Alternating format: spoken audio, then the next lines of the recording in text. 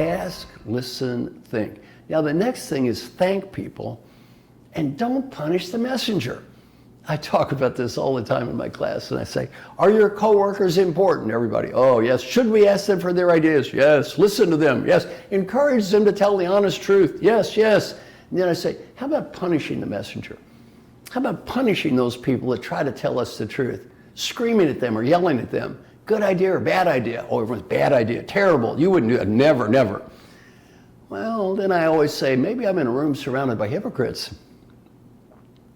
I'm now going to give you an example, probably in your own life, when somebody gave you some honest feedback.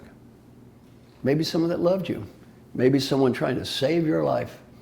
And we're going to see, did you thank that person, or perhaps yell and scream at them and try to make them feel bad? What is the case study? You have a hard day at work, a hard day. You go home, your husband and wife are there, you get in the car to go to the store. Lots of traffic, cars are cutting in front of you. Person in the front seat goes, look out, there's a red light up ahead. Did you say, thank you, thank you? Or perhaps something that sounded a little more like, what do you mean there's a red light ahead? Don't you think I can see? I know how to drive this car. Why don't you be quiet and let me drive? How many of us have ever done that before? What was the cost of that person saying, hey, there's a red light up ahead? Nothing. What could that have saved? Your life, their life, and other innocent people.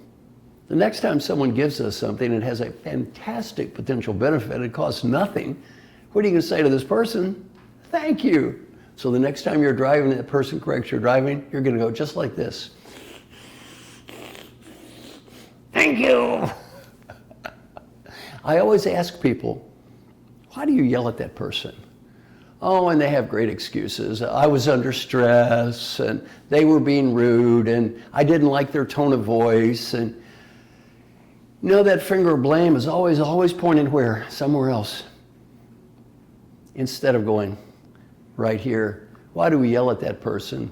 Too much ego and too much pride.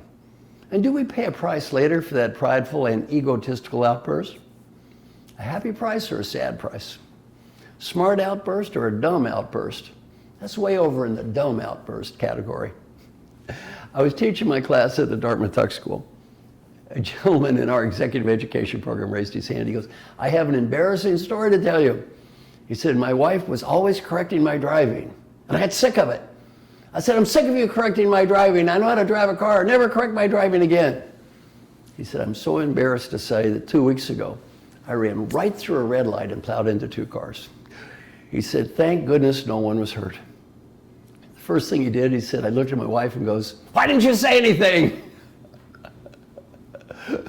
Now, I'm going to give you 2 examples of asking for input, a positive and negative, and dealing with the issues of pride and ego. The first is the negative.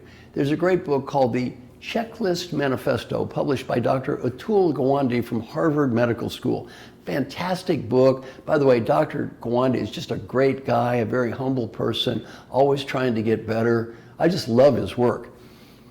Well, in his book, Dr. Gawande makes a fascinating point. If you go in for a surgery and the nurse asks the doctor a series of very simple questions from a checklist before the surgery, the odds on unneeded infection plummet and the death rate because of unnecessary infection is cut by about 2/3. This is not a theory. This is a very well documented statistical fact. The huge majority of hospitals around the world do not allow the nurse to ask the doctor the questions. And what's the first question? Did you wash your hands? Why? Ego. According to Dr. Gawande, more people have died because of the egos of surgeons than died in the Vietnam War, the Afghan War, and the Iraqi War put together. Too much ego.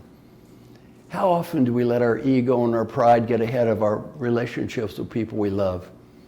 Our relationships with people at work, our own health, our own safety, even common sense. Too much ego. That's the negative. Now the positive. For 9 years, I trained the admirals in our fine United States Navy. Well, I wasn't in the Navy, my dad was, so I don't charge them any money. I do it for free. They give me treats though, treats.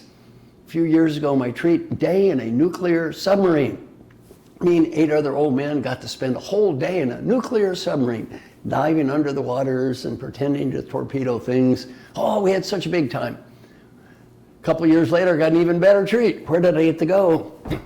Highway to the danger zone. Have you seen a movie before called Top Gun? I got to fly 95 minutes on a United States Navy Top Gun fighter jet. 6 Gs, oxygen suit, flying upside down, doing tricks. Got to fly the plane myself for about 10 minutes, and I'm very proud to say I did not throw up. Now I can tell you, this was horrifying. If you know what 6 Gs means, 6 times the force of gravity, the pilot said, let's go up, up. 6 Gs, up. I'm going, up is bad, up is very bad, up bad.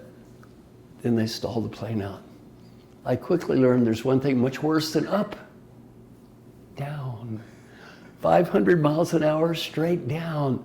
The earth is coming right at my face. My mind is going, you're not going to die. My body's going, you're going to die.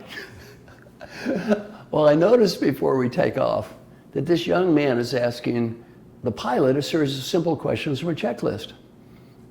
What's the first question? How much fuel do they have?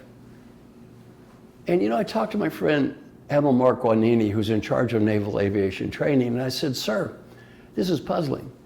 The doctor doesn't like to be asked these questions by the nurse because their ego's too big.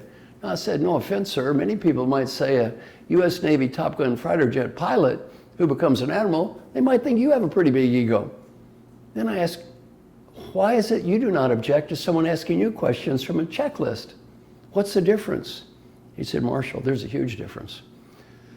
If that operation crashes, you die. If that plane crashes, I die. He said, if you put a gun to the doctor's head and said, you know, sir, if this patient dies of an unneeded infection, I'm going to blow your brains out, they might ask the questions twice. So again, how important is that ego and pride? Get over that ego and pride. Ask, listen, think, and then thank people. Show appreciation for the feedback that they're giving you. Don't punish the messenger.